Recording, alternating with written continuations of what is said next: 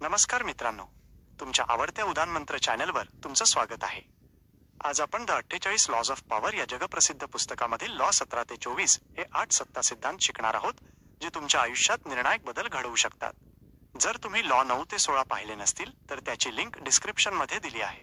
बघा, विचार करा आणि स्वतःमध्ये सत्ता निर्माण करा. चला तर मग सत्ता शिकण्याच्या या प्रवासात पुढे जाऊया.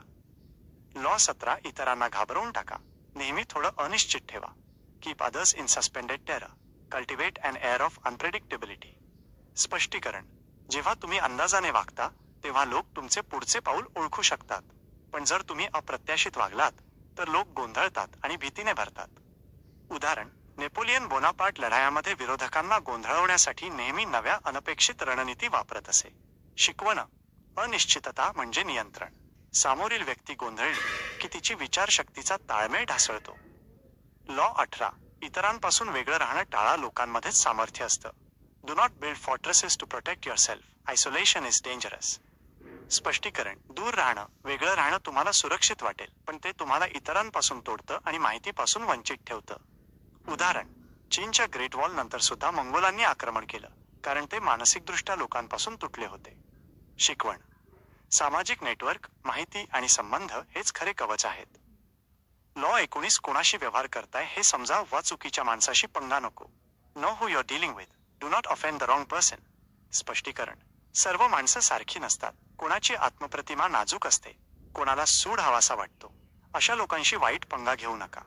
उदाहरण: पाब्लो एस्कोबार सोबत एका व्यापार करणाऱ्याने त्याचा अपमान केला आणि त्याचे संपूर्ण कुटुंब नष्ट झाले. शिकवण: माणसांची स्वभाव ओळख करा, मगच सत्तेचे डाव खेळा. लॉ 20, कोणावरही पूर्ण विश्वास ठेवू नका. नेहमी आपले पर्याय ठेवा. Do not commit to anyone. It is the best way to maintain independence. स्पष्टीकरण: एकाच गटाशी बांधील राहिलात की तुमची स्वातंत्र्य आणि सत्ता कमी होते. सर्व पर्याय खुले ठेवा. उदाहरण: क्वीन एलिझाबेथ पहिलीने कोणत्याही राजपुत्राशी लग्न न करता स्वतःची सत्ता टिकवून ठेवली. शिकवण: जिथे पर्याय असतात तिथे सत्ता असते. लॉ 21, मूर्ख बनवून निर्णय घ्या. जास्त हुशारी दाखवू नका. प्ले अ सकर to catch a sucker. Seem dumber than your mark. स्पष्टीकरण: जर तुम्ही खूप बुद्धिमान वाटलात तर लोक सावध होतात, पण जर तुम्ही मूर्ख वाटलात तर लोक आपली गुप्त माहिती उघड करतात.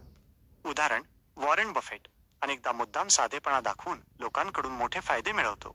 शिकवण: काही वेळा मूर्खासारखं वागणं हीच खरी हुशारी असते. लॉ 22, समर्पणाच्या तंत्राचा वापर करा. शक्तिशाली आक्रमणाची वाट थांबवा. Use the surrender tactic. Transform weakness into power.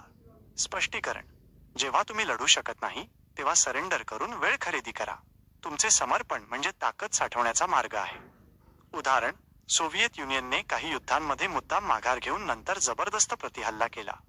शिकवण: समर्पण म्हणजे पराभव नाही, ती तयारी असते पुढच्या विजयासाठी.